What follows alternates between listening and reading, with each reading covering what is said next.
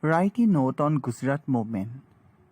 In January 1974, students in Gujarat started an agitation against rising prices of food grains, cooking oil, and other essential commodities and against corruption in high places.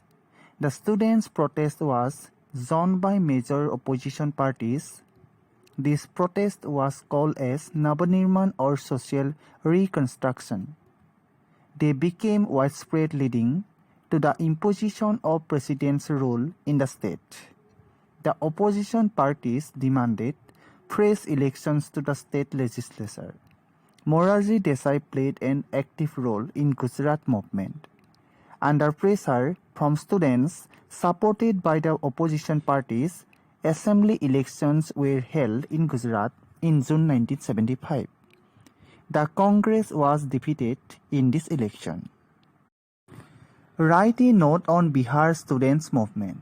In March 1974, students came together in Bihar to protest against rising prices, food scarcity, unemployment and corruption.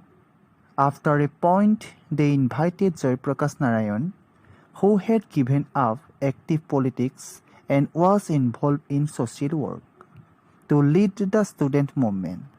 He accepted it on the condition that the movement will remain non-violent and will not limit itself to Bihar. This movement was known as Total Revolution. Thus, the students' movement assumed a political character and had national appeal. People from all walks of life now entered the movement. Jayaprakash Narayan demanded the dismissal of the government in Bihar and gave a call for total resolution in the social, economic and political spheres in order to establish what he considered to be true democracy. A series of bandhas, gheraos and strikes were organized in protest against the Bihar movement. Write a note on railway strike of 1974. The National Coordination Committee for Railwaymen Struggle, led by George Fernandez, gave a call for nationwide strike by employees of the railways for pressing their demands related to bonus and service conditions. The government was opposed to these demands, so the employees of India's largest public sector undertaking went on a strike in May 1974. The strike by the railway employees added to the atmosphere of labor unrest. It also raised issues like rights of the workers and whether employees of the essential services should adopt measures like strikes. The government declared the strike illegal.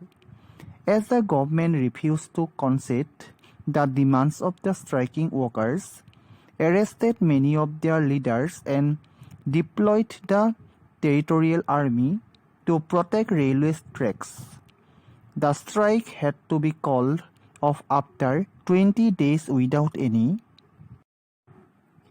settlement.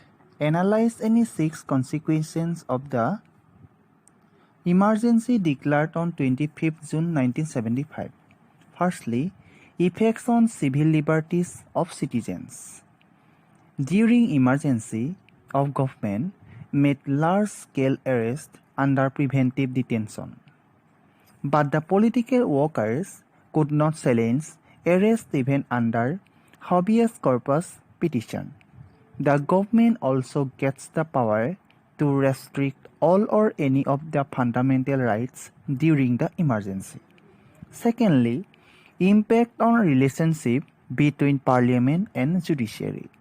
The parliament brought in many new changes in constitution, which made an amendment declaring that election of prime minister, president and vice president could not be challenged in the court.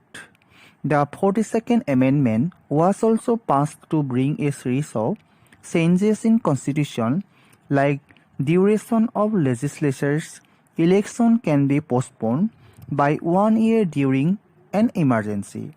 Thirdly, functioning of mass media, deciding to use its special powers under the emergency provisions, the government suspended the freedom of the press.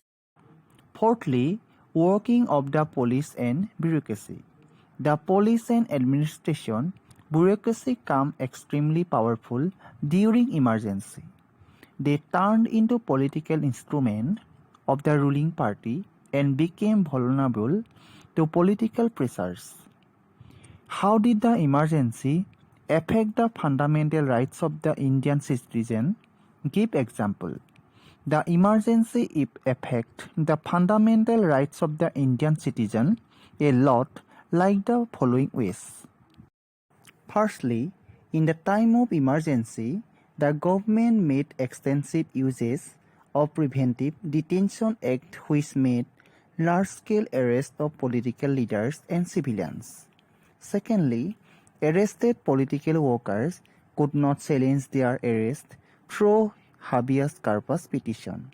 Thirdly, torture and custodial deaths occurred during the emergency, and no one can oppose against it through court. Fourthly, right to speak was abolished and the media needed to take permission from the government for publishing any report. How did emergency of 1975 benefit the Indian democratic setup? Firstly, between the elections of 1977 and 1980, Congress identified itself with particular ideology claiming to be only socialist and pro-poor party. Secondly, the concept of non-Congressism was created among opposition parties. Thirdly, the issues of welfare of backward class began to dominate politics. Fourthly, it was a period of political crisis. The party in power had absolute majority, yet its leadership decided to suspend the democratic process. Fifthly, the emergency tense between institution-based democracy and democracy based on spontaneous popular participation, for which party system was to be blamed. Explain any three main outcomes of Lok Sabha elections of 1977.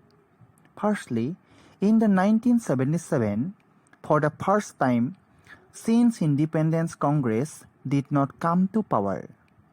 Congress owned 154 seats only. Secondly, in March 1977 elections, for the first time, non-Congressism government came into power.